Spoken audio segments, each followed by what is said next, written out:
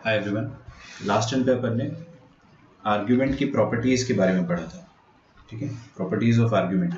आज हम उन प्रॉपर्टीज़ के बेसिस पे कुछ क्वेश्चन सॉल्व करेंगे। ऑल्सो क्योंकि क्या है ना कि अच्छा, मैंने आपको प्रॉपर्टीज़ ऑफ आर्ग्यूमेंट नहीं पढ़ाया था, सॉरी, मैंने आपको पढ़ाया था प्रॉपर्टीज़ ऑफ कॉन्जुगेट, ठीक है। तो DPP2 आपसे अभी नहीं हो पाएगी, we might have to wait. Yes, बोलो, कोई कुछ कह रहा है? नहीं सर, वही बोल रहा था कि DPP2 के फर्स्ट क्वेश्चन वहाँ पर वो बाकी के चार है ना, नहीं हो उसमें पाएंगे। शायद प्रॉपर्टीज ऑफ आर्ग्यूमेंट है। कोई बात नहीं, थोड़ा सा और रुक जाओ, सब हो जाएगा अभी।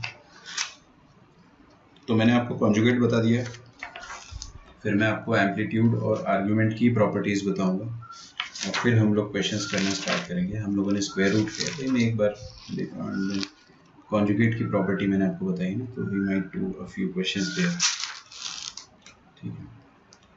मॉडुलस के बारे में अपन इतना कुछ खास पढ़ा नहीं है, ठीक है बच्चों। प्रॉपर्टीज ऑफ कॉन्जुगेट देख लो, स्टार्टिंग से मैं फिर से बता देता हूँ। जेड बार का बार जेड के बराबर होता है। मतलब क्या होता है, समझो इसको अच्छे से। अब देखो, ऐसा नहीं है कि अपना इवनिंग का लेक्चर है तो आप लोग सो ही जाना, है ना, ऐसा कुछ मत कर देना। ध्यान से समझोगे तो समझ में आ भी जाएगा, बट टॉपिक जो है थोड़ा सा टाइम लेता ही है ना दिमाग में घुसने में, क्योंकि एक्चुअली इट इज़ कॉम्प्लेक्स, इसीलिए इसका नाम भी कॉम्प्लेक्स नंबर ही है। और कोई रीज़न होगा, लेकिन ये भी एक रीज़न है। तो ध्यान से समझना। कॉन्जुगेट का मतलब क्या होता है कि अपन ने किसी भी कॉम्प्लेक्स नंबर की मिरर इमेज ले ली अबाउट एक्स एक्सिस।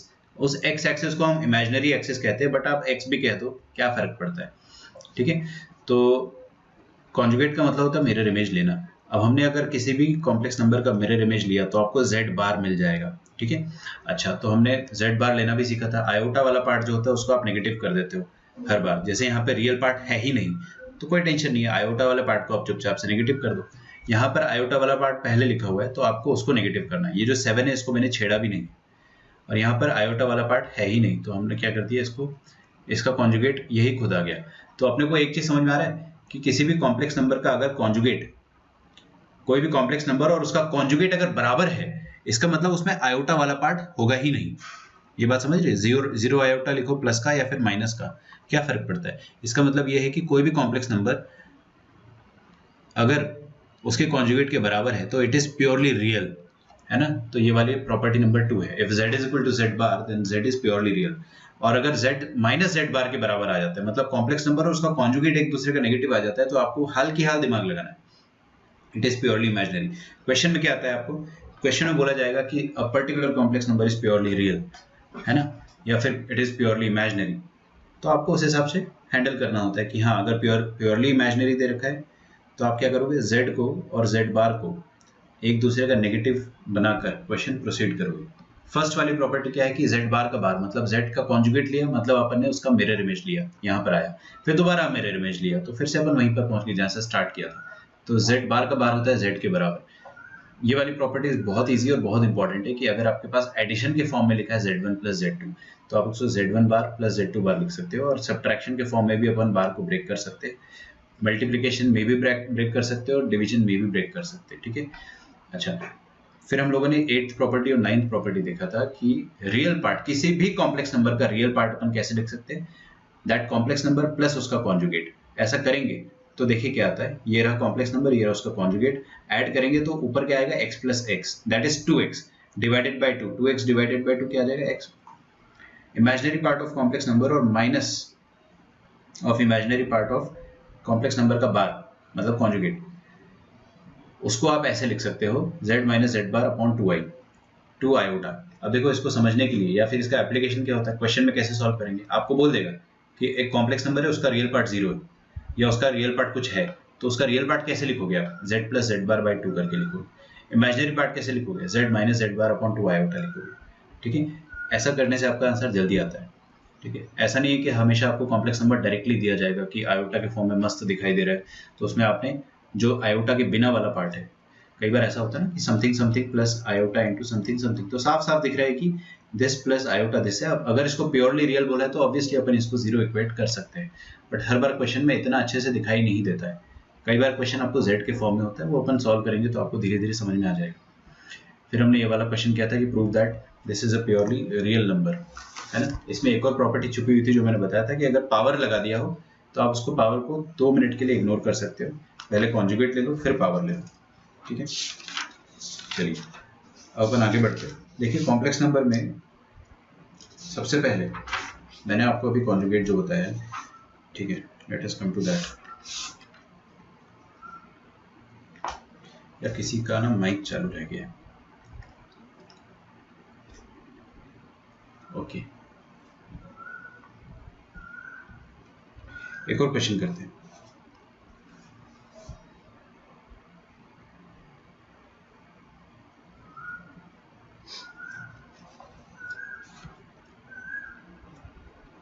इतनी शाम हो गई है कि पंछी भी सोने लग गए, रात में आवाज आ रही है। चलिए देखते हैं ये वाला complex number, solve this question.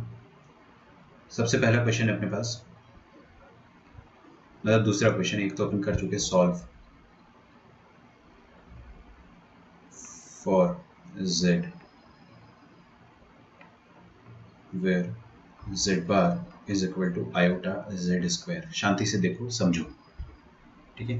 क्या लिखा है मैंने, कोई भी कॉम्प्लेक्स नंबर का conjugate it is equal to iota into z square, मतलब आयोटा इंटू उसका स्क्वायर के बराबर है। तो आपको z निकालना है, आपको वो कॉम्प्लेक्स नंबर पता करना है जो इस पर्टिकुलर इक्वेशन को सेटिस्फाई करता हूँ, ठीक है। ये डीपीपी में था क्या, बहुत अच्छी बात है। अगर डीपीपी में था तो धीरे धीरे अपने को समझ में आ जाएगा।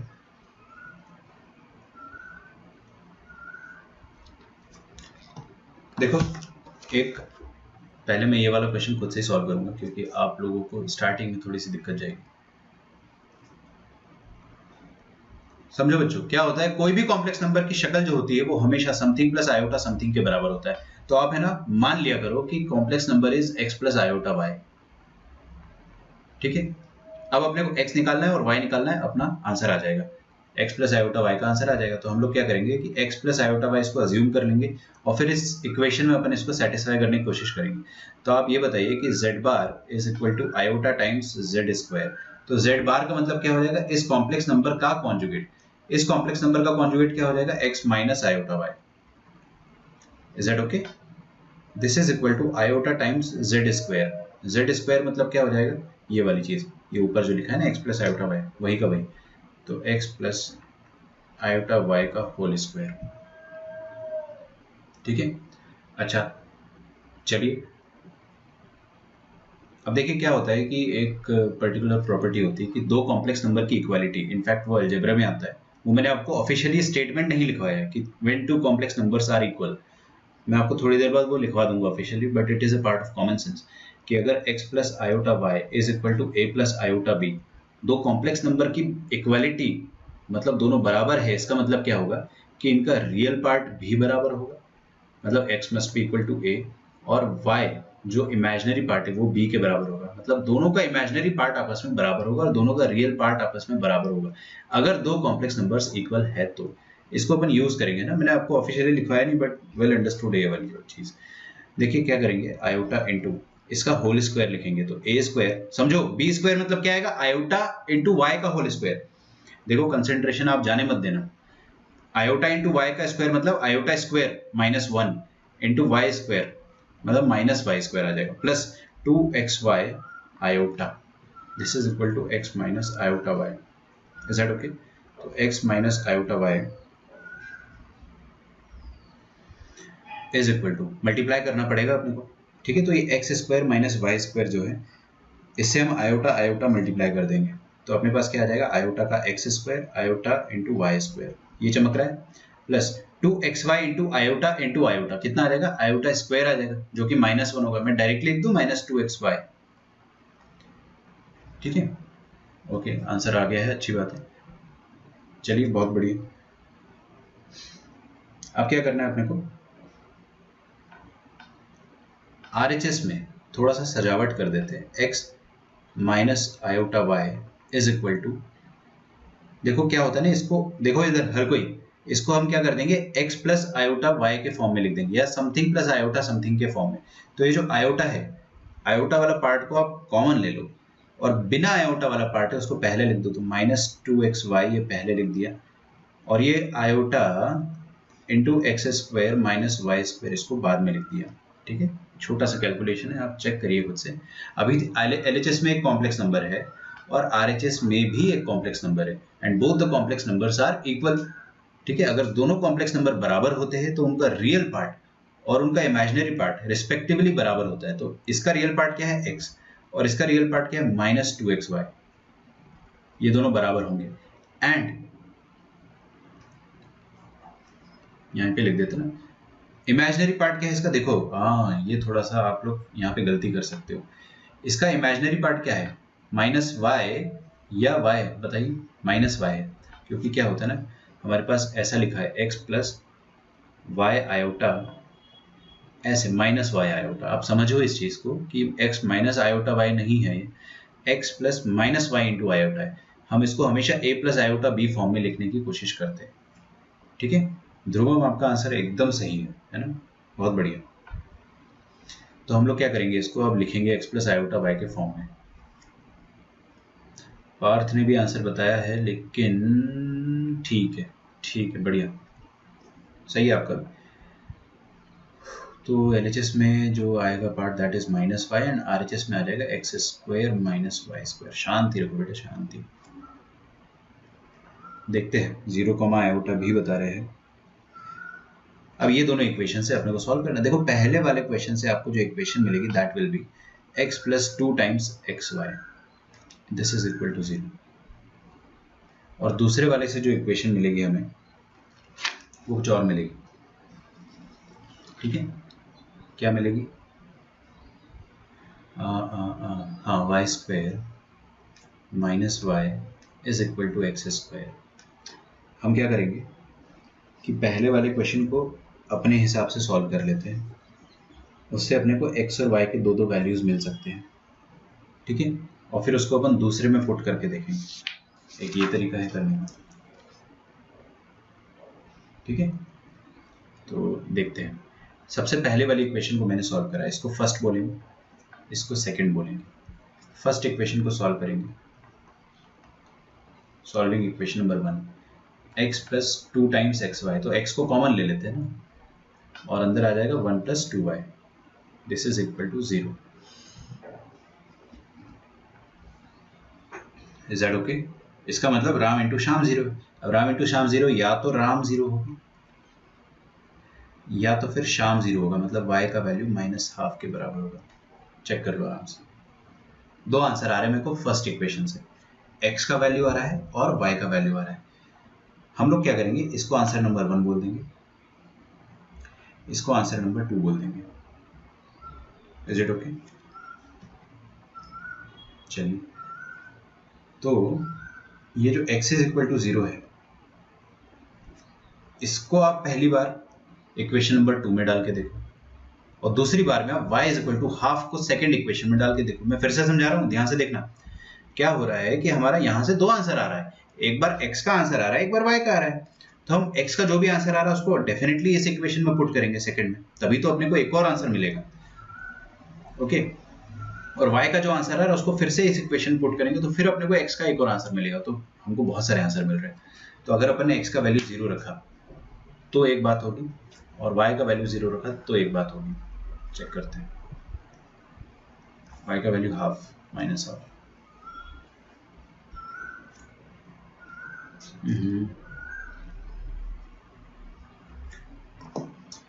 एक मिनट रुकिए।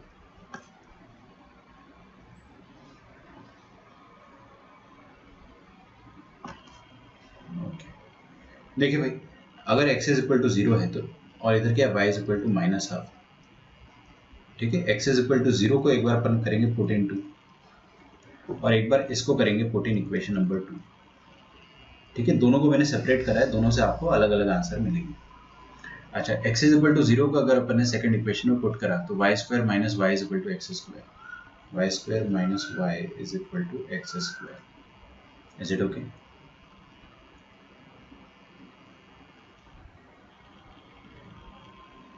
कॉमन लेके उड़ाओ मत, अभी अपन बड़े हो गए यार, कैंसिल नहीं करो। कैंसिल करने से आपका एक सॉल्यूशन कम हो जाता है ना, आपका 0 आंसर आएगा ही नहीं ना, फिर क्या पता 0 आंसर सही हो। समझो इस बात को। आप कैंसिल करने से क्या होता है, इक्वेशन की डिग्री कम हो जाती है। डिग्री मतलब क्वाड्रेटिक से वो लीनियर हो जाएगा। क्वाड्रेटिक में 2 आंसर आ सकते थे, अब लीनियर में एक ही आएगा, है ना। उड़ाने का काम अपने को कम करना पड़ेगा। ये इक्वेशन नंबर 2 है और ये भी इक्वेशन नंबर 2 है, y square minus y is equal to x square. पहले मैं ये इधर वाला सॉल्व करूंगा फिर इधर वाला सॉल्व करूंगा। Is that okay? चलिए तो अपन LHS वाला सॉल्व करके देखते हैं। हम लोग क्या करेंगे, यहाँ पे x की जगह पुट करेंगे 0, पुट करो तो क्या आएगा, y into y minus 1 is equal to 0 का स्क्वायर। तो क्या आ जाएगा, एक आंसर आ जाएगा y इज इक्वल टू 0 और एक आंसर आ जाएगा y is equal to 1। Is that okay? 2 answer आ रहे हैं अपने पास। तो मतलब x जब 0 होगा तो y की 2 वैल्यू हो सकती है। मतलब जब x का वैल्यू 0 होगा तो y का वैल्यू भी 0 हो सकता है, या फिर जब x का वैल्यू 0 होगा, मतलब यही वाली चीज है, तो y का वैल्यू 1 हो सकता है। ये चमक रहा है आप लोगों को? Is it okay? तो इनसे अपने को 2 कॉम्प्लेक्स नंबर मिलेंगे। पहला कॉम्प्लेक्स नंबर क्या मिलेगा, कॉम्प्लेक्स नंबर क्या है भाई, x प्लस आयोटा y। तो पहला कॉम्प्लेक्स नंबर अपने को मिलेगा 0 plus iota into 0। Is it okay? और दूसरा कॉम्प्लेक्स नंबर मिलेगा अपने को 0 प्लस आयोटा इंटू 1, मतलब ओनली आयोटा। तो एक आंसर आया 0 कॉमा आयोटा। यहाँ पे 0 आएगा, मैं गलती से y लिख दिया, भावनाओं को समझ जाओ। तो 2 आंसर आ रहे हैं अपने पास, दिस एंड दिस। एंड लिखना चाहिए वैसे कायदे से तो, लेकिन ठीक है, ऑल आर पॉसिबल आंसर्स। यार किसी ने अपना वीडियो चालू कर दिया है, ऑफ कर लो प्लीज। तो z is equal to 0 and z is equal to iota, ये 2 आंसर्स आ रहे हैं अपने पास। अब ये तो इधर से आ रहे हैं, यहाँ से भी 2 आंसर आ सकते हैं, तो इसको भी सॉल्व कर लेते हैं। चलिए इसको सॉल्व करके देखते हैं।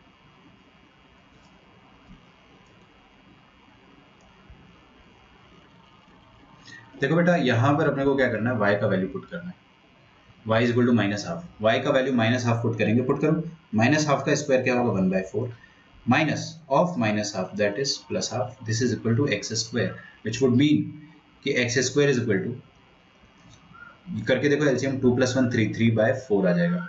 मतलब x के 2 वैल्यूज आ जाएंगे, plus minus of under root of 3/2 का अंडर रूट। 2 आंसर आ रहे हैं अपने पास। मतलब जब y का वैल्यू, सर क्वेश्चन में नॉन जीरो पूछा है, जीरो एलिमिनेट होगा? क्वेश्चन में नॉन जीरो कहाँ पूछा है, सॉल्व फॉर z। अच्छा, आपको डीपीपी वाले क्वेश्चन में पूछा होगा नॉन जीरो करके ना।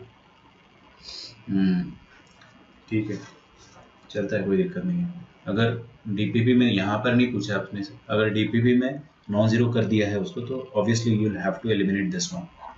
ठीक है, इसको एलिमिनेट करना पड़ेगा, बट मैंने यहाँ पर तो नहीं पूछा ऐसा कुछ, तो मैं कुछ एलिमिनेट नहीं कर रहा हूँ। ठीक है, तो बच्चों अभी देखो सिस्टमैटिक तरीके से देख रहे हैं। जब y का वैल्यू माइनस हाफ है, y का वैल्यू जब माइनस हाफ है, तो x के 2 वैल्यू आ रहे हैं।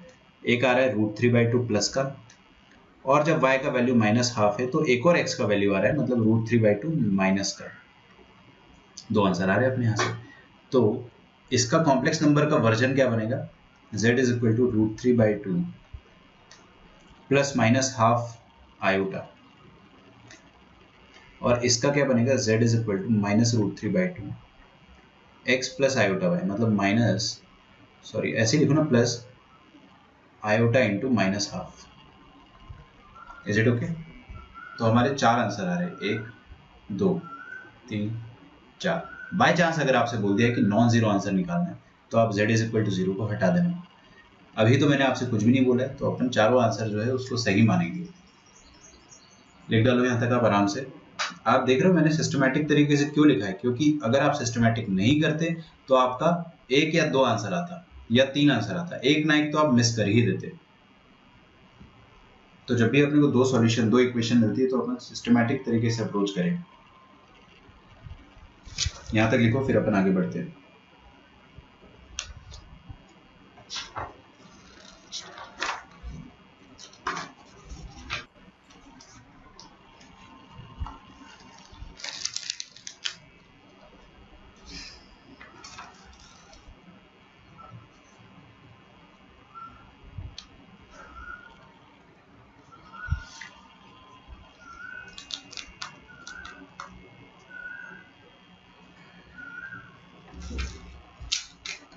देखो कॉम्प्लेक्स नंबर का अलजेब्रा मैंने आपको है ना इनडायरेक्टली पढ़ा दिया, 0 एलिमिनेट किया आपने। ठीक है, अच्छा है।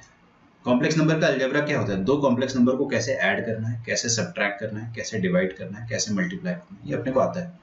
ठीक है, अननेसेसरली मैंने आपको वो टॉपिक पढ़ाया नहीं है कि अलजेब्रा ऑफ कॉम्प्लेक्स नंबर कैसे ऐड करें, ये सब बहुत इजी है, equality of complex number, but हम थोड़ी देर बाद उसको लिखेंगे। चलिए लिखिए, एक और क्वेश्चन लिखते हैं। चलो एक सिंपल सा क्वेश्चन करते हैं। अच्छा, मैंने आपको एक और क्वेश्चन दिया था शायद होमवर्क लास्ट लेक्चर में।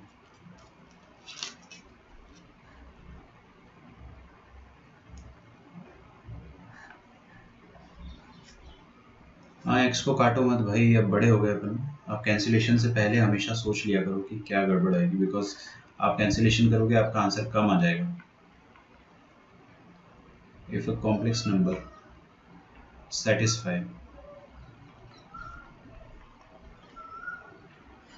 z प्लस z का mod, this is equal to 1 plus 7 iota, ठीक है। Then the value of, sir हमने जितना पढ़ा है उससे जेई में कुछ आया था? हाँ, बहुत सारे क्वेश्चन आए थे ब्रो। ये कॉम्प्लेक्स नंबर की बात कर रहे हो? बहुत सारे क्वेश्चन आए थे, मैंने आपको अभी कराया नहीं पीवाईक्यूज, बट मैं बताऊंगा। And the value of mod z का होल स्क्वायर इज, ठीक है, करिए सॉल्व। मैं आपको 4 ऑप्शन देता हूँ।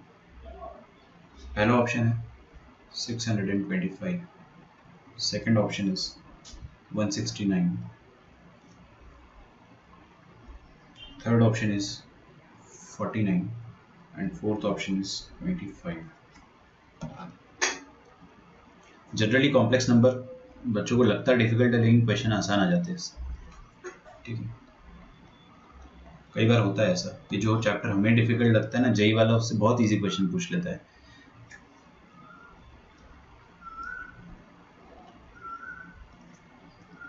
देखते हैं इस क्वेश्चन को। देखो, मॉड z याद है आपको? पहले मैं आपको रिवाइज करा देता हूँ। मॉड z का मतलब क्या होता था? मॉड z का मतलब होता था under root of x square plus y square. मतलब कोई भी पॉइंट है अपने पास z, x plus iota y या x कॉमा वाई लिख दो उसको, है ना। x प्लस आयोटा वाई की जगह x कॉमा वाई लिख दो। इसका ओरिजिन से जो भी डिस्टेंस होता है, ये जो डिस्टेंस होता है उसको अपन कहते हैं mod of z। z okay. Mod of z मतलब क्या होता है? ओरिजिन से डिस्टेंस। तो ओरिजिन से डिस्टेंस है ना मॉड ऑफ z। अच्छा, तो क्या डिस्टेंस फॉर्मूला लगा दो, under root of x square plus y square. तो आपको ये जरा सा एक छोटा सा इक्वेशन सॉल्व करना है। हम लोग मान लेते हैं कि let z is equal to x plus iota y. हमेशा आपको अगर z में थोड़ी भी फड़फड़ाहट हो तो आप मुझे मान लो, आप उसे क्या मान लो? X plus iota Y.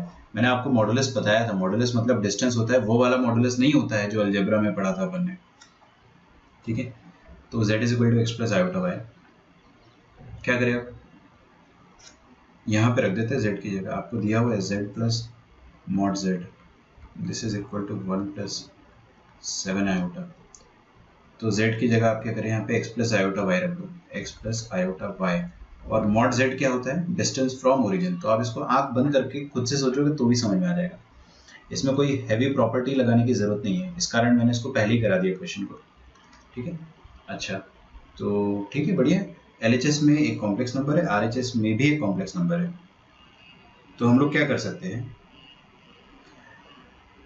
LHS में रियल वाला जो पार्ट है ना, x plus under root of x square plus y square, इसको एक साथ लिख देता हूँ, और इमेजिनरी वाला पार्ट है उसको अलग लिख दिया। और RHS में तो सब सॉर्टेड है। अब आप दो कॉम्प्लेक्स नंबर की इक्वालिटी अगर लिख रहे हो तो क्या कैसे लिखोगे कि रियल पार्ट मतलब ये ब्रैकेट के अंदर जो पूरा आइटम है,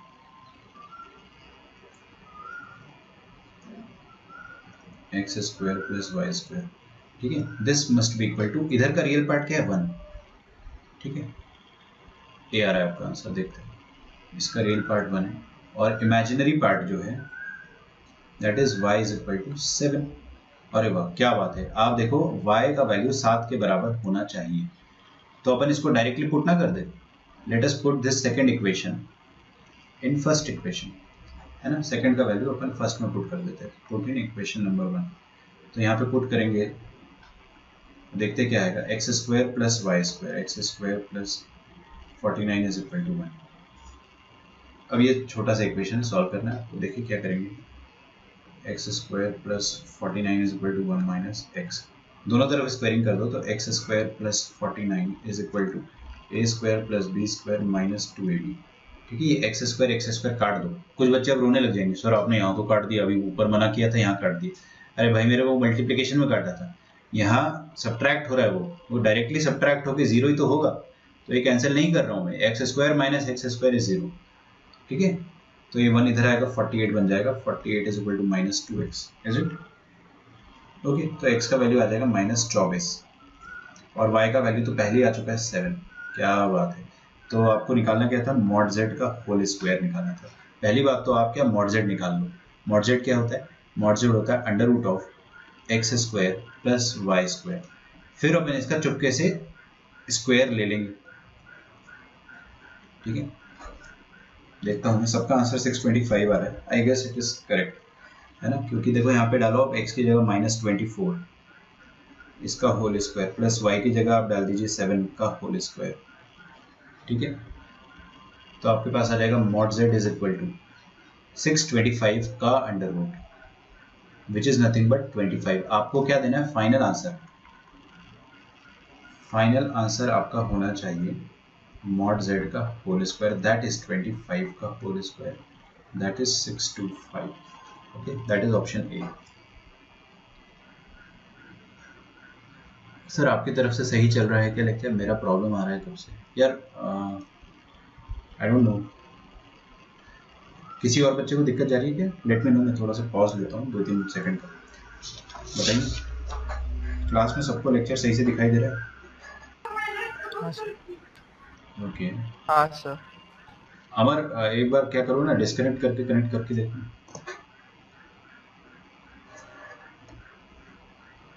अच्छा चल रहा है, ठीक है। अच्छा देखो, कल एक डिस्कशन हुआ था कि अब जितने भी एब्सेंटीज होंगे ना, उसका नाम मेरे को सीरियसली देना पड़ेगा। तो आप लोग है ना रेडी रहिएगा अटेंडेंस के लिए। मैं जब भी आपका लेक्चर रिकनेक्ट होगा तो मैं एक बार अटेंडेंस हर बार लूँगा। ठीक है,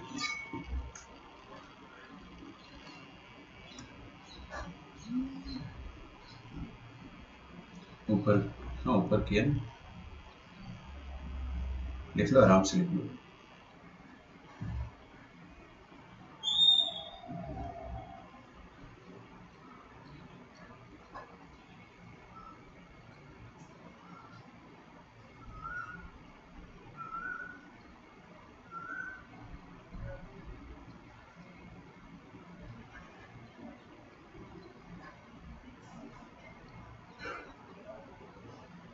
सर क्वेश्चन दिखाओ ना सर।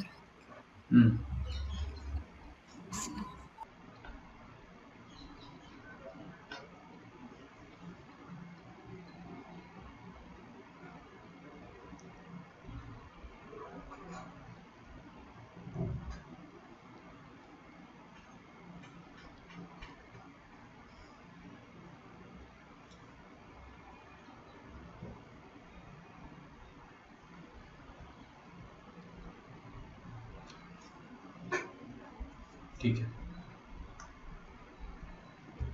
एक और क्वेश्चन देता हूँ मैं आपको, खुद से करना, जल्दी से जल्दी आंसर आना चाहिए। देखिए, solve for z where z square plus mod z is equal to 0।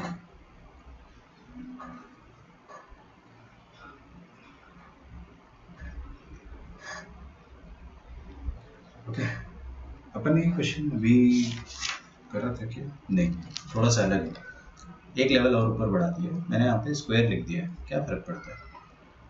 अब देखो, मैंने आपको कॉन्जुगेट के कुछ क्वेश्चन कराए और कुछ क्वेश्चन मैंने मॉडुलस के करा दिए, और मॉडुलस की प्रॉपर्टी पढ़ने के बाद अपन और कुछ क्वेश्चंस देखेंगे।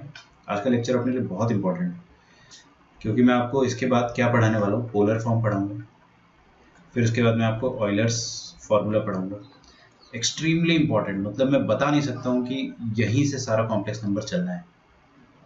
ठीक है, तो पोलर फॉर्मेट अपने को पढ़ना है कॉम्प्लेक्स का, फिर ऑयलर्स रूल पढ़ना है या ऑयलर्स फॉर्मूला, फिर उसके बाद हम लोग फाइनली आर्ग्यूमेंट के बारे में और डिटेल में पढ़ेंगे।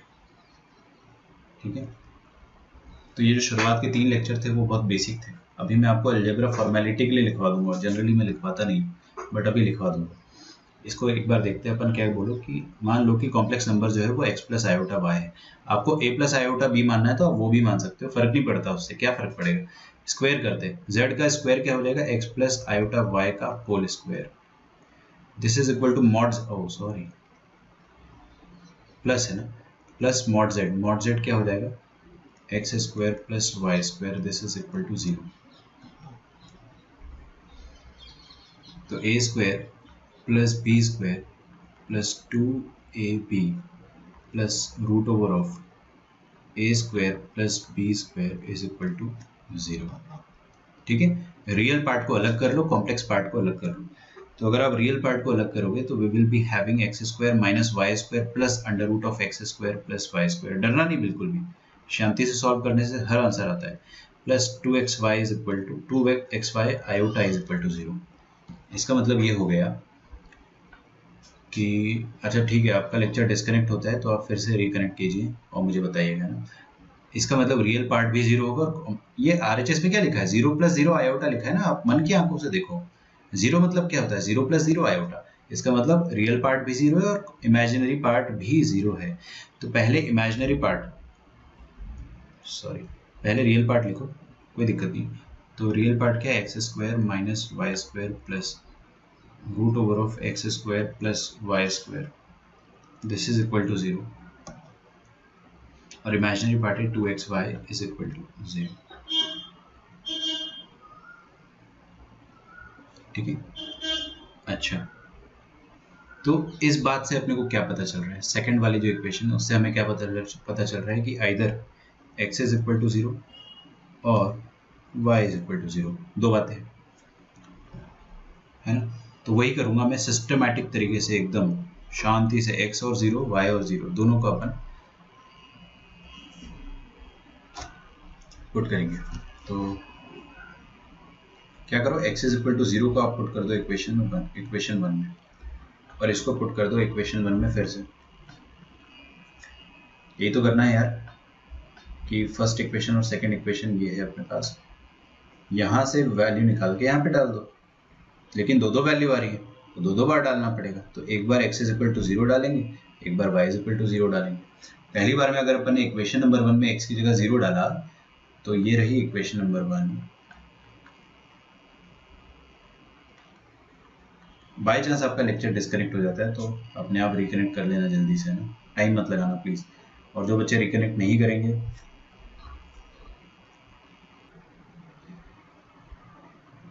यहाँ पर आप x की जगह 0 पुट कर दो, तो 0 square minus y square plus under root of y square. यहाँ पर देखिए, जो बच्चा बहुत चालाक है ना, बस वही इसको सॉल्व कर पाएगा। चालाक मतलब जिसने सिंसियरली 11th क्लास में मॉडुलस चैप्टर पढ़ा था। बिकॉज यहाँ पर आप 0 रखोगे तो क्या आएगा, under root of y square. अब अपन इतने बड़े तो हो चुके हैं कि अंडर रूट वाई स्क्वायर को हम लोग मॉड वाई लिखेंगे, बिकॉज जब भी स्क्वायर हटता है मॉड आता है, फिर मॉड हटता है तो प्लस माइनस बढ़ता है। ठीक है। तो ये क्वेश्चन इसीलिए थोड़ा सा टेक्निकल हो जाता है। अच्छा, नॉन जीरो तो खैर आपको डीपीपी में बोला होगा, हो सकता है ना। लेट अस सी, यहाँ पर देखते हैं आप। अच्छा, ये वाला जो आंसर है ना, इसको निकाल लेते हैं, डोंट वरी बच्चों। एक चीज और देखो ध्यान से कि जो वाई स्क्वायर है, ये जो वाई स्क्वायर है, इस वाई स्क्वायर को आप क्या लिख सकते हो। अरे यार थोड़ा रुक जाओ, थम जाओ भाई।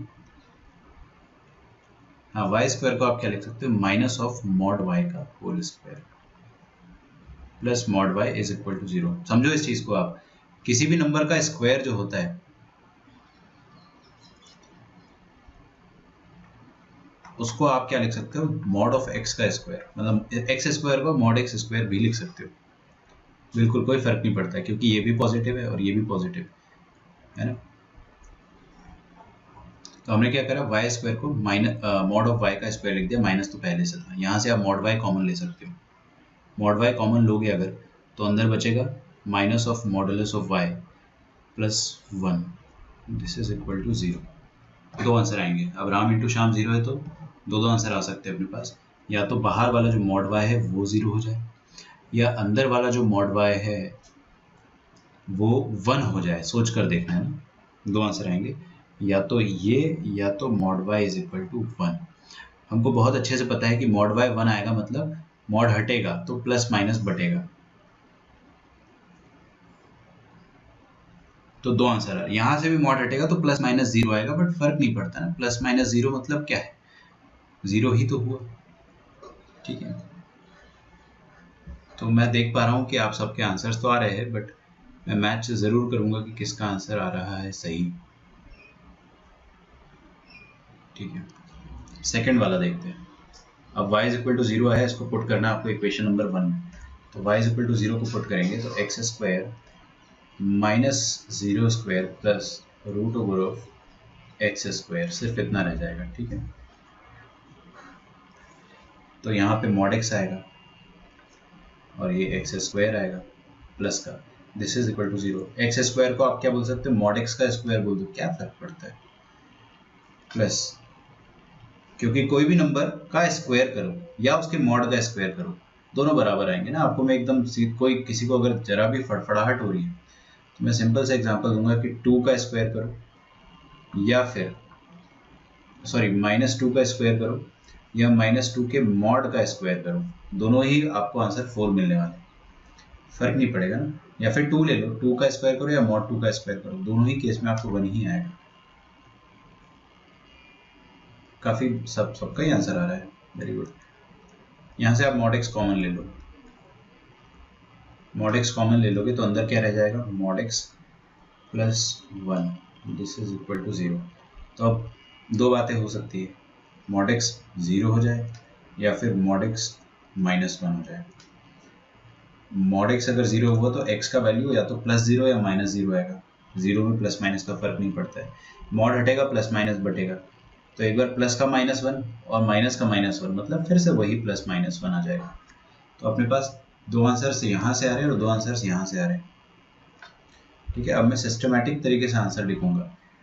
ठीक है, फिर मैं देखता हूँ आप में से किसका आंसर गलत है, तो जिसका गलत होगा ना मैं उसका नाम लूंगा आज, ताकि आप लोग अपनी गलतियाँ सुधार सको।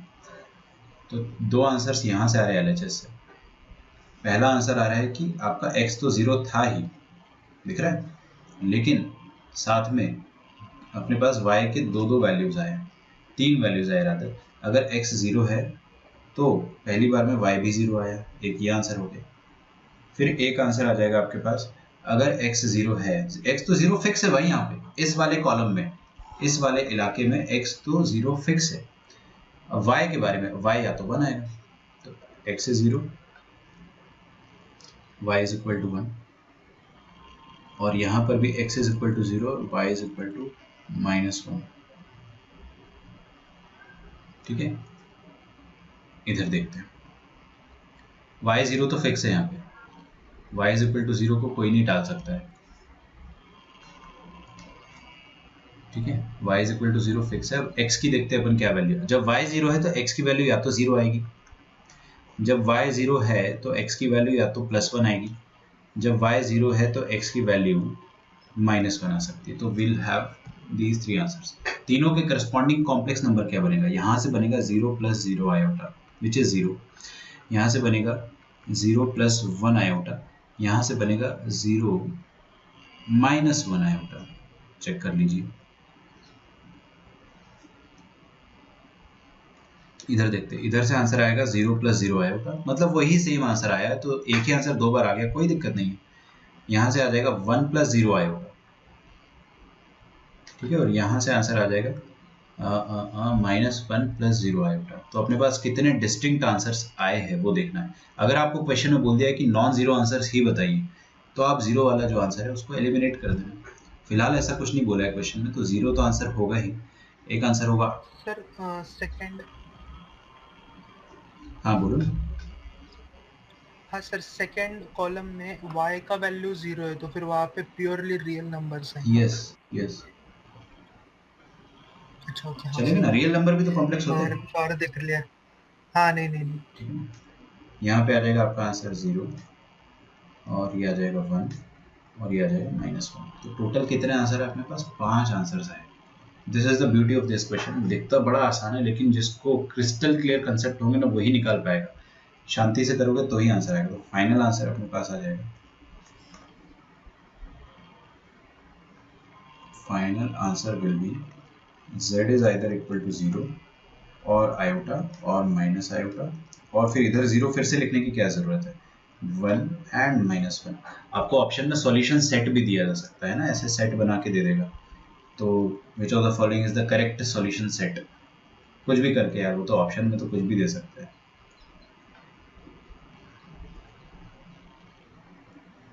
मैच हो रहा है, सबका हो रहा है। यहाँ पे अगर आपको दिख रहा होगा, शायद चैट बॉक्स दिखता होगा, मैंने पूरी स्क्रीन शेयर कर रखी, तो हर किसी का आंसर मेरे को तो सही दिख रहा है। पहली बार ऐसा हुआ कि पूरी क्लास में मैक्सिमम लोगों ने आंसर दिया है, सारे ही लोगों ने, गुड, और सबका आंसर सही, इंटरेस्टिंग। ठीक है, तो अपने को आर्ग्यूमेंट निकालते आता था, जो अपन ने एक दिन पहले सीखा था। कैसे निकालते हैं आर्ग्यूमेंट, 4 क्वाड्रेंट में। ऐसे रिवाइज करा रहा हूँ आपको, है ना, अभी इसका इससे कोई लेना देना नहीं है, just out of the blues में रिवाइज करा रहा हूँ आपको। चारों क्वाड्रेंट में पहले पता करना है कि कॉम्प्लेक्स नंबर कौन से क्वाड्रेंट में, उसके बाद आपको छोटू एंगल अल्फा निकालना होता है। फिर आर्ग्यूमेंट क्या होता है, पहले क्वाड्रेंट में अल्फा के बराबर ही हो जाता है, सेकंड क्वाड्रेंट में पाई माइनस अल्फा, बस थर्ड में निकालना है और फोर्थ में निकालना है, तो इन्हीं का नेगेटिव ले लो आप। तो पाई माइनस अल्फा का अल्फा माइनस पाई, और इधर आ जाएगा minus alpha. 99% of the questions जो होते हैं वो प्रिंसिपल वैल्यू के होते हैं, प्रिंसिपल वैल्यू ऑफ आर्ग्यूमेंट 99%। कभी कभार जनरल वैल्यू आ जाता है, कभी कभार प्रिंसिपल वैल्यू ही होती है ये 4, मतलब माइनस पाई से पाई के बीच में होना चाहिए आंसर। ठीक है, तो आपको बस यही चीज याद रखना है। बाकी जो मैंने आपको 360 ऐड करने वाला बताया था, वो बहुत रेयर सिचुएशन होती है। आपका पूरा कॉम्प्लेक्स नंबर में जितना भी आर्ग्यूमेंट डिस्कशन होगा, that should be principal value. ठीक है, जिसको अपन प्यार से एम्पलीट्यूड भी कहते हैं। चलिए, अब मैं आपको अलजेब्रा ऑफ कॉम्प्लेक्स नंबर लिखवा देता हूँ, जस्ट फॉर फॉर्मेलिटी। मैंने आपको मोस्ट ऑफ द थिंग्स तो उसमें पढ़ा रखी है, बट अपन 5 से 7 मिनट लगा के इसको फटाफट लिख लेते हैं। क्योंकि क्या होता है ना कि जब आप नोट्स रिवाइज करोगे तो बहुत सारी चीज़ों में आपको डाउट आएगा। आज से 3-4 महीने बाद आप भूल जाओगे सब चीज़, तो नोट्स में लिखा होना चाहिए। अलजेब्रा ऑफ कॉम्प्लेक्स नंबर्स काफ़ी इजी है, बहुत बेसिक चीज़ें। फर्स्ट पॉइंट जो है वो थोड़ा सा उटपटांग लगेगा आपको, देखते हैं। a square plus b square is equal to 0, then it implies बता रहा हूँ भाई, अभी मैंने लिख दिया है बस।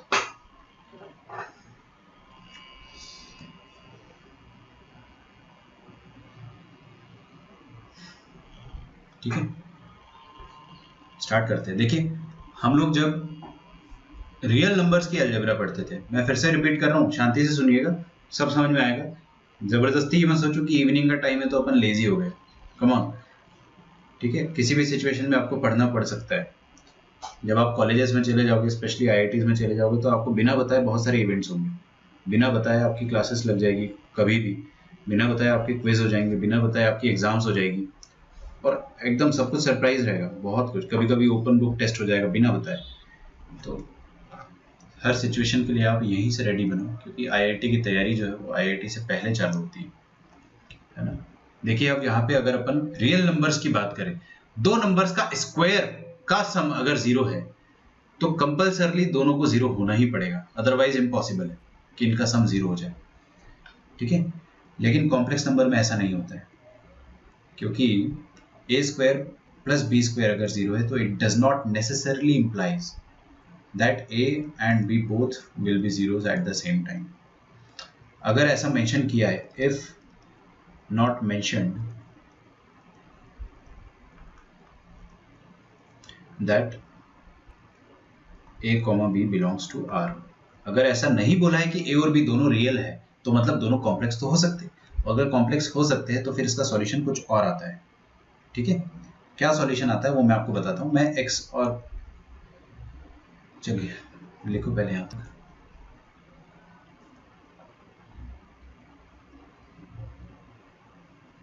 अब देखिए, a plus a square plus b square लिखा हुआ है, ये अगर 0 है तो इसको फैक्टराइज अपन जबरदस्ती कर सकते हैं कॉम्प्लेक्स के फॉर्म में। कैसे फैक्टराइज करेंगे, ए स्क्वायर प्लस नहीं, सॉरी, मैं इसको ऐसा लिख दूंगा तो आप रोने तो नहीं लग जाओगे, minus of iota times b square. Check करो किसी की आंखों में आंसू तो नहीं आ रहा है कि सर ये क्या लिख दिया आपने। आयोटा स्क्वायर क्या हो जाएगा, -1, माइनस माइनस प्लस हो जाएगा, तो अल्टीमेटली वही चीज लिखी हुई है। और मैंने इसको इस फॉर्मेट में इसीलिए लिखा ताकि मैं इसमें a square minus b square वाली आइडेंटिटी लगा पाऊँ। ठीक है, दिस इज इक्वल टू 0। अब इधर अपन आइडेंटिटी लगाएंगे तो a square minus iota b square, तो a प्लस बी मतलब a प्लस आयोटा बी, और दूसरा आ जाएगा a minus iota b, this is equal to 0। अब राम इंटू श्याम 0 है, तो दो आंसर्स आएंगे, या तो राम 0 हो जाए मतलब a प्लस आयोटा बी 0 हो जाए, या तो फिर श्याम 0 हो जाए मतलब a माइनस आयोटा बी ये 0 हो जाए। ठीक है, तो आपको यहाँ से सॉल्यूशन मिल रहा है। पहले अपन क्या बोल रहे थे कि एक ही सॉल्यूशन है, दैट इज a और b इज इक्वल टू 0 ना। अगर आपने को बोल रखा है कि a और b कॉम्प्लेक्स भी हो सकते हैं, और if there is a possibility कि a और b कॉम्प्लेक्स हो सकते हैं, तो आपके आंसर्स जो है वो अलग आएंगे। पहला आंसर आएगा आपके पास a is equal to minus of iota b, और दूसरा आंसर आएगा आपके पास a is equal to iota b। ठीक है, लिख डालो यहाँ तक।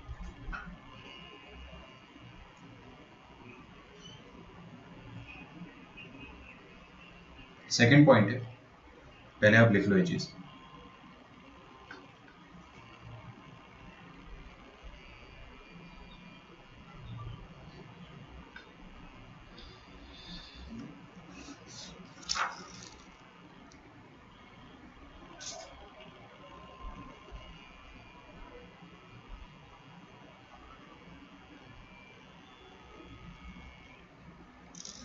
ठीक है, सेकंड पॉइंट है, अगर दो कॉम्प्लेक्स नंबर का मल्टीप्लिकेशन, समझो इसको, आप ऐसे ऊपर ऊपर से मत देखिए, दिमाग में जोर डालो, क्या लिखा है इस चीज को समझो। Z1 इंटू Z2 अगर 0 हो जाए, दो कॉम्प्लेक्स नंबर का प्रोडक्ट अगर 0 हो जाए, तो इसका मतलब ये बात तो नेसेसरी है कि इसमें से कम एक तो 0 होगा ही होगा, अदरवाइज ऐसा हो ही नहीं सकता है।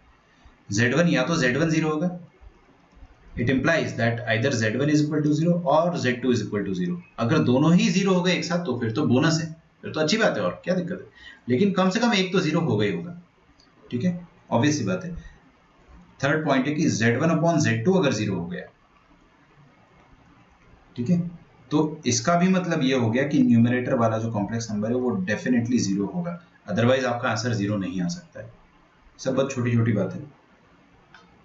हाँ, ये फोर्थ प्रॉपर्टी जो है it is actually very important, इसी के लिए मैंने आपको टॉपिक डलवाया था। कॉम्प्लेक्स नंबर में इनइक्वालिटी मीनिंगलेस होती है। ठीक है, आप जैसे कि रियल नंबर्स में क्या बोलते थे, 7 और 3 कौन बड़ा है, आप आराम से बोल दोगे 7। अगर मैं आपको बोलता हूँ कि -7 और 3 में कौन बड़ा है, तो आप आराम से बोल दोगे कि 3 बड़ा है। लेकिन कॉम्प्लेक्स नंबर में अगर मैं आपसे बोलता हूँ कि 7 + 2 आयोटा और 5 + 6 आयोटा, ऐसे मैंने कुछ भी लिख दिया, कौन कौन बड़ा है, तो आप बोलना कि हम बता ही नहीं सकते। इट इज़ इम्पॉसिबल कि आप कॉम्प्लेक्स नंबर में इनइक्वालिटी के बारे में बात कर सको।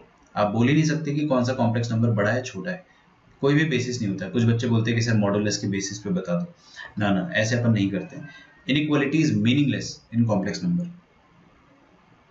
ठीक है, तो इसको अपन ऐसे लिखेंगे, inequality is meaningful for real numbers but not for complex number,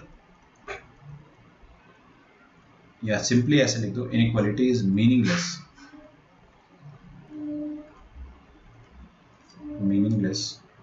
for complex numbers.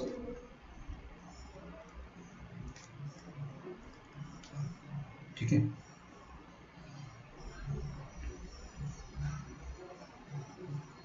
पांचवा पॉइंट बहुत ऑब्वियस है, दो कॉम्प्लेक्स नंबर इक्वल कब होंगे। अब मैं इक्वालिटी ऑफ कॉम्प्लेक्स नंबर की बात कर रहा हूं, तो एक यस बोलो सर, अगर कॉम्प्लेक्स नंबर प्योरली रियल हुआ तो तो चलेगा ना, कोई दिक्कत नहीं। Equality is meaningless for complex number, या लिखिए ऐसा फिर, sorry, inequality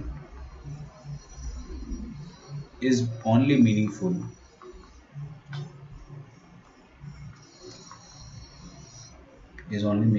for real numbers.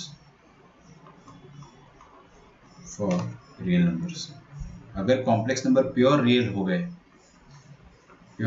गए तो फिर तो कोई दिक्कत ही नहीं, फिर तो वो रियल नंबर है, फिर वो कॉम्प्लेक्स नंबर थोड़ी ना रहा। मतलब हाँ, अपन उनको नाम के लिए कॉम्प्लेक्स नंबर बोलेंगे, बिकॉज हर नंबर कॉम्प्लेक्स होता है, ये अपन देखा है, उस मीम में भी अपन ने देखा था। लेकिन अगर प्योरली रियल हो गया तो फिर वो रियल की तरह ही ट्रीट होगा। पांचवा पॉइंट है इक्वालिटी। दो कॉम्प्लेक्स नंबर अगर इक्वल है तो if two complex numbers are equal, तो इसका मतलब क्या होगा कि उनका रियल पार्ट भी इक्वल होगा और इमेजिनरी पार्ट भी इक्वल होगा। ये तो अपन ने सॉल्व कर ही लिया ना यार, तो इसको आप चाहे तो जल्दी जल्दी लिख लो। Two complex numbers, two complex numbers Z1 and Z2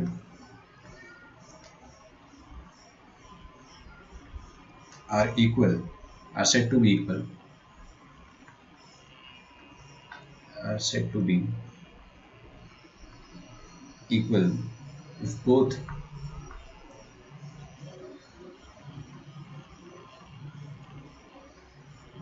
have same real part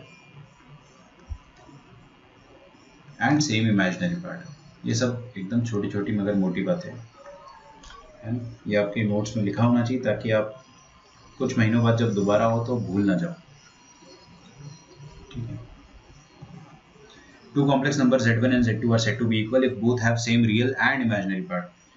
तो अगर Z1 is equal to Z2 होता है, it implies कि रियल पार्ट ऑफ Z1 और रियल पार्ट ऑफ Z2 ये दोनों आपस में डेफिनेटली इक्वल होने चाहिए।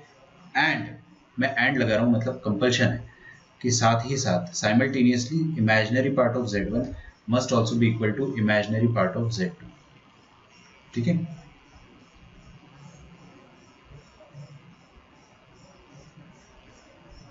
सिक्स्थ प्रॉपर्टी में आपको पहले ही समझा चुका हूं कि under root of a b is equal to under root of a into under root of b. ये तो अपन बचपन से जानते हैं, लेकिन ये तभी ट्रू होता है only if at least one of them is non negative, ठीक है। इफ एटलीस्ट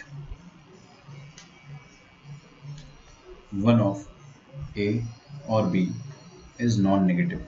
फिर से लिख लिया, क्या जा रहा है, रिवाइज भी हो जाएगा और 2 सेकंड लगेंगे हार्डली।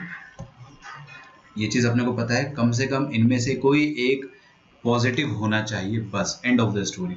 दोनों नेगेटिव हो गए तो ये चीज़ फॉल्स हो जाएगी, ऐसा फिर नहीं कह पाएंगे अपन। मैंने आपको एग्जाम्पल भी दिया था, मैं फिर से एग्जाम्पल दे देता हूँ आपको, ठीक है। वही वाला एग्जाम्पल ले लो या कोई और एग्जाम्पल ले लो, फर्क नहीं पड़ता है। लिखिए एग्जाम्पल गिवन। जैसे अपन ने क्या बोला था कि अंडर रूट ऑफ 6 को अपन क्या बोल सकते हैं, अंडर रूट ऑफ 36, है ना। यही वाली चीज देखी थी अपन ने। तो 6 को आप अंडर रूट 36 कह सकते हो, बिल्कुल, है ना। और अंडर रूट ऑफ 36 को आप चाहो तो ऐसा भी तो लिख सकते हो, -4 इंटू -9, ठीक है। मैंने आपको बताया था ना, स्टूडेंट्स मेरे पास डाउट लेके आए थे इंस्टाग्राम से कि सर ये क्यों नहीं है ट्रू। मतलब सिंपल सी बात है कि अगर दोनों नेगेटिव हो गए ना तो फिर ये चीज़ ट्रू नहीं होगी, सिंपल सी बात है। अगर दोनों नेगेटिव होगी तो आप करके देख लो कि -4 यहाँ पे नॉट इक्वल होना चाहिए वैसे तो कायदे से, बट अपन वही चीज़ प्रूव करने की कोशिश कर रहे हैं कि रूट 36 को आप क्या लिख सकते हो, under root of -4 into under root of -9।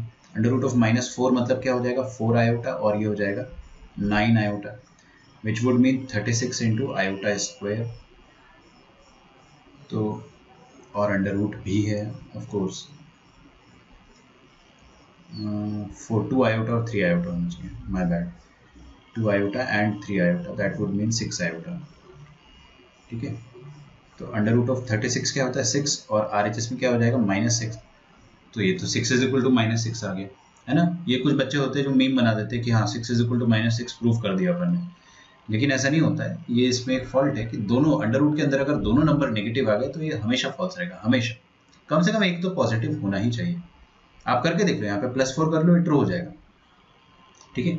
कम से कम एक तो पॉजिटिव होना ही चाहिए, लेकिन उस हिसाब से आप LHS को भी सेट कर लेना अच्छे से, ठीक है। आगे बढ़ते हैं, एडिशन और सब्ट्रैक्शन की बात करेंगे अपन, पॉइंट नंबर 7, ठीक है। एडिशन सब्ट्रैक्शन ये अपने को आता है, मैं ज़बरदस्ती पढ़ा के टाइम वेस्ट नहीं करूँगा, मैं जनरली ये चीज़ पढ़ाता ही नहीं हूँ। मल्टीप्लिकेशन ऑफ 2 कॉम्प्लेक्स नंबर भी अपने को आता है और डिवीजन भी आता है। थोड़ा सा दूर लिख दिया मैंने,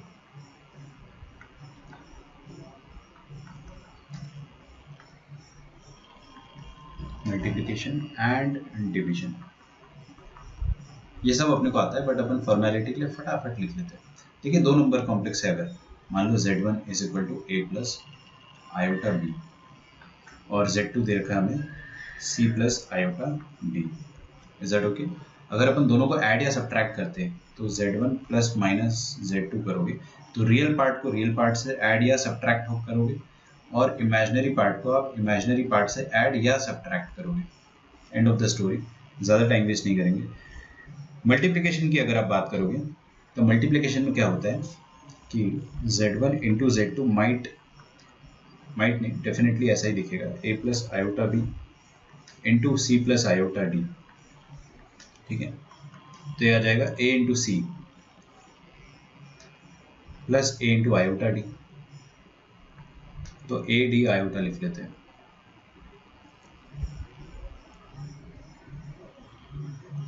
plus B C iota plus b D iota square. मतलब अपने को इतना तो पता है, अपन काफ़ी बड़े हो गए, लेकिन फिर भी चलो मैंने ये लिखवा दिया आपको। तो बी डी आयोटा स्क्वायर -1 आ जाएगा, तो A C minus B D plus A D plus B C iota.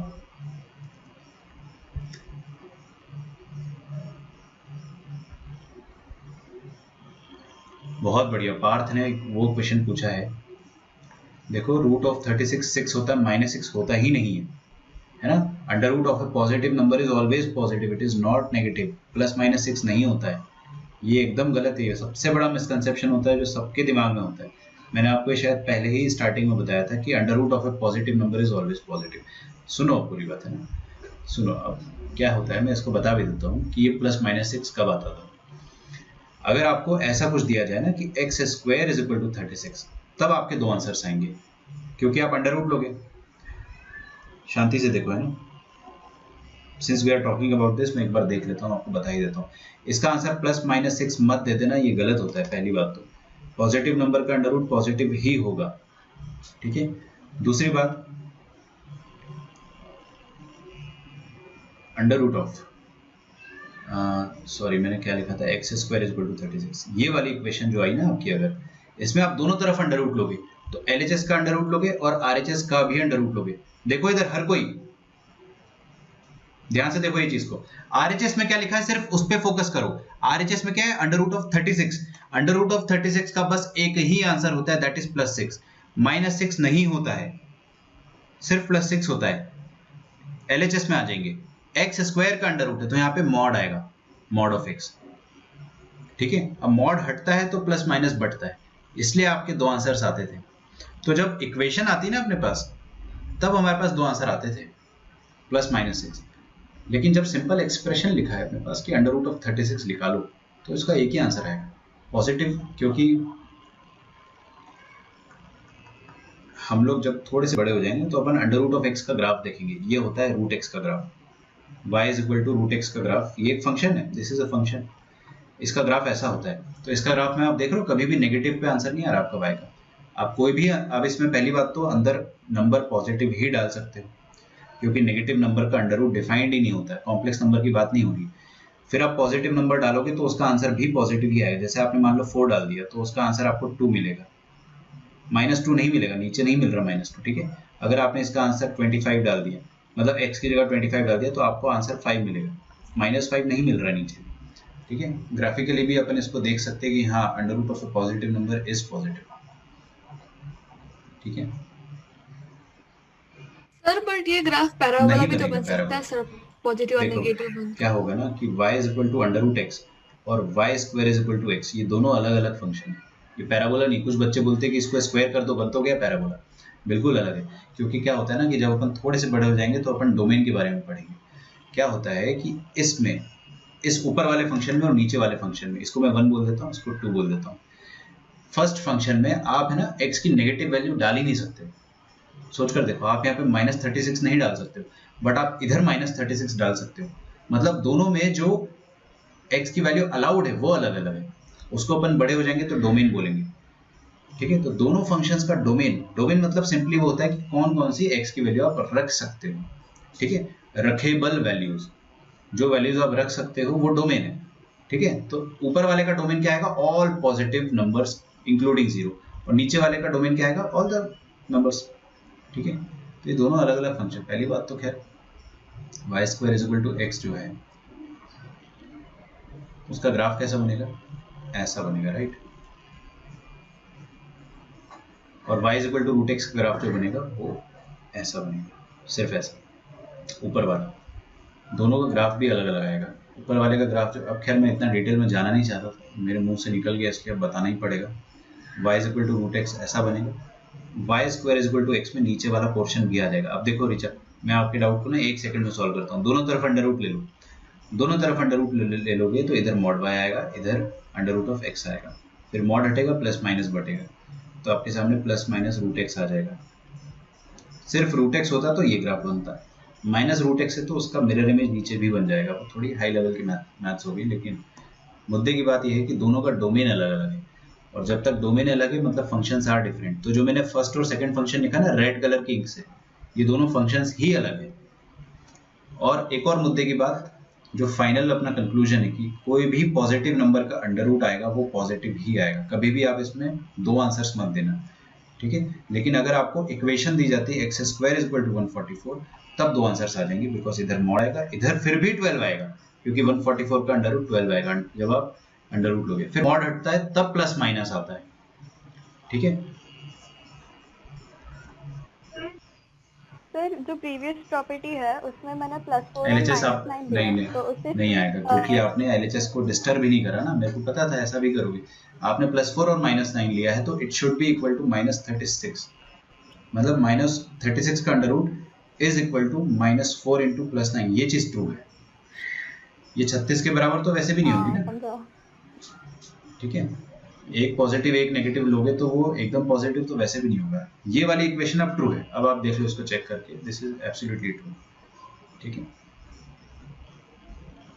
चलिए डिवीजन करते हैं अपन। अब यार डिवीजन में देखिए, दो नंबर्स का डिवीजन अगर अपन करते हैं, that means a plus iota b और c प्लस आयोटा d, तो आपको करना क्या होता है, always rationalise the denominator. c minus iota d से आप ऊपर नीचे मल्टीप्लाई कर दो एंड प्रोसीड। बस इतना ही कहना चाहूँगा मैं। ये सब बातें मैं लिखवाता नहीं हूँ, बट अपन ने लिख लिया है, क्योंकि रिवाइज जब अपन रिवाइज करेंगे तो अपने को समझ में आना चाहिए। चलिए coming back to our main topic, conjugate पढ़ा चुका हूँ मैं आपको, आर्गुमेंट पढ़ा चुका हूँ, अब मैं आपको पोलर फॉर्म पढ़ाना चाह रहा हूँ, ठीक है। इससे आपके मेजर क्वेश्चंस हो रहेंगे। 7:18 हो गया, काफ़ी जल्दी आपका समय खत्म नहीं हो गया। हाँ चलिए कोई बात नहीं, मैं आपको दो चीज़ें पढ़ा के फिर properties of conjugate and then questions ही क्वेश्चंस। प्रॉपर्टीज ऑफ कॉन्जुगेट तो अपन ने खैर कर ही लिया, प्रॉपर्टीज ऑफ मॉडुलस जो है वो करने के बाद अपन क्वेश्चंस ही क्वेश्चंस करेंगे। Finally let us come to this polar form. Polar form, यहाँ से आपका कंसंट्रेशन एकदम पीक पे होना चाहिए, बहुत अच्छे से सुनना है सब कुछ।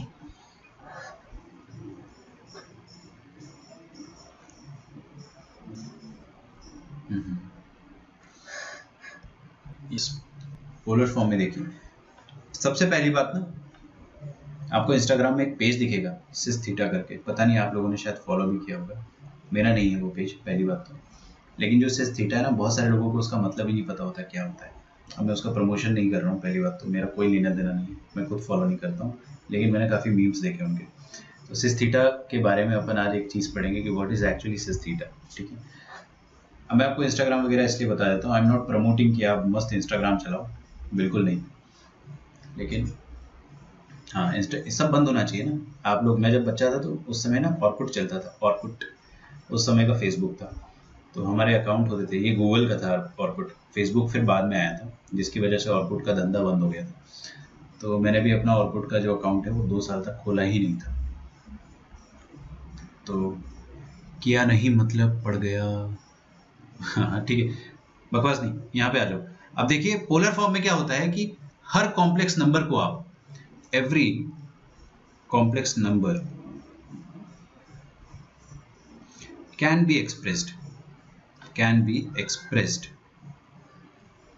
एज, दुनिया में हर कॉम्प्लेक्स नंबर को आप r cos theta plus iota sine theta के फॉर्म में एक्सप्रेस कर सकते हो, हर कॉम्प्लेक्स नंबर को, ठीक है।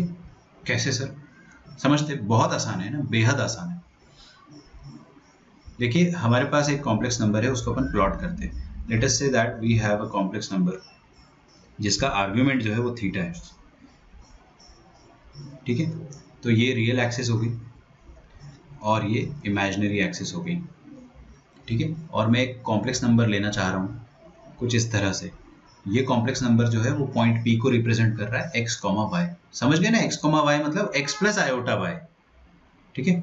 अच्छा, इसका जो ओरिजिन से डिस्टेंस है आप मान लो कि वो r है। क्या है? r। और इसका आर्ग्यूमेंट भी गिवन है हमको। आर्ग्यूमेंट मतलब पॉजिटिव x एक्सिस से जो एंगल बन रहा है वो गिवन है। अब ऑब्वियसली अगर सेकंड क्वाड्रेंट में होगा तो बड़ा एंगल आएगा, थर्ड क्वाड्रेंट में होगा तो फिर उल्टा एंगल आएगा। उसका टेंशन आप मत लो, आप पहले फर्स्ट क्वाड्रेंट से समझ लो, फिर अपन उसको जनरलाइज कर देंगे, ठीक है। क्योंकि थीटा मैंने आपको समझाया था ना कि अपने को उल्टा लेना पड़ता है अगर अपन थर्ड और फोर्थ क्वाड्रेंट में, तो बट आप उसका टेंशन अभी मत लो फिलहाल। तो इसका आर्ग्यूमेंट जो है दैट इज थीटा एंड इसका मॉडुलस इज आर। तो मैं बोल देता हूँ z का जो मॉड है दैट इज r और argument of z that is theta, ठीक है। आर्ग्यूमेंट अपने को निकालते आता है, अपन ने डीपीपी में सॉल्व भी कर लिया है। कल अपन सबसे पहले डीपीपी डिस्कस करेंगे। अच्छा, अब है ना, मैं इसको पोलर फॉर्म में लिख रहा हूँ। मैंने क्या करा, यहाँ से इस पॉइंट P से y एक्सिस पर x एक्सिस पर एक परपेंडिकुलर ड्रॉप करा, और ये वाला जो पॉइंट आया है इसका ओरिजिन से जो डिस्टेंस होगा, क्या वो डायरेक्टली आप r cos थीटा लिख सकते हो? बिल्कुल। ये क्या आ जाएगा, r sin थीटा आ जाएगा। चमका? कंपोनेंट्स जो आपने फिजिक्स में सीखा था, r cos theta, r sin theta.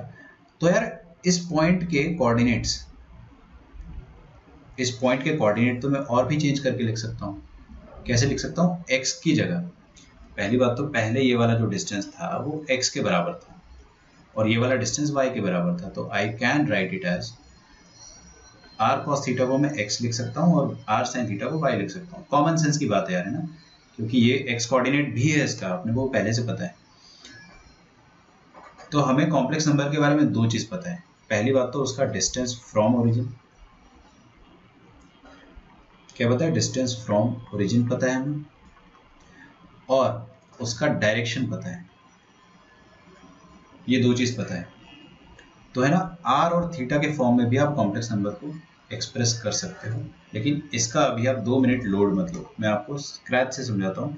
अगर हमारा कॉम्प्लेक्स नंबर है x प्लस आयोटा y, ठीक है, तो आप x की जगह क्या लिख सकते हो, r cos थीटा, और y की जगह आप क्या लिख सकते हो, r sin थीटा। इसमें से r अगर अपन ने कॉमन लिया तो अंदर क्या बचेगा, cos theta plus iota sin theta. मतलब दुनिया का हर कॉम्प्लेक्स नंबर जो है वो इस फॉर्म में एक्सप्रेस किया जा सकता है, where r is this and argument is, मतलब थीटा इज दिस, ठीक है, आर्ग्यूमेंट। तो मैं चाहूँ तो इसको नीचे लिख देता हूँ, ठीक है, थोड़ा ज़्यादा सेंस।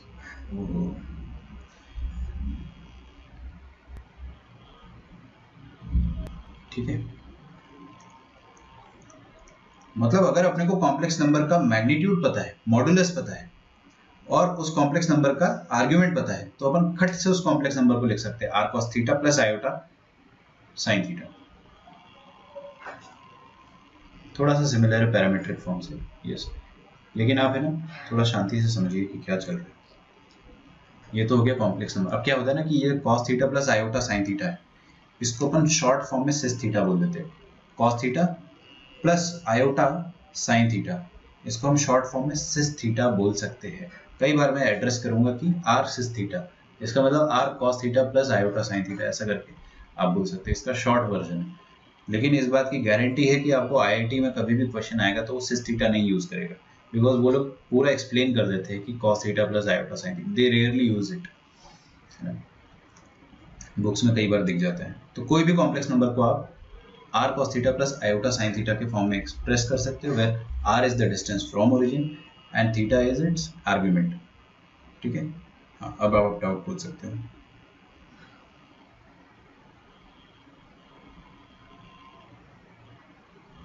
चलिए, अब मैं अटेंडेंस लूंगा।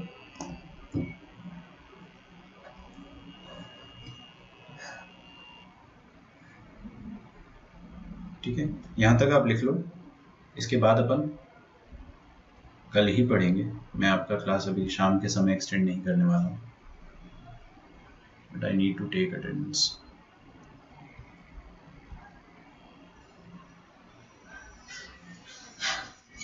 सर थोड़ा ऊपर ना सर, मैं नई नोटबुक लाने गई थी।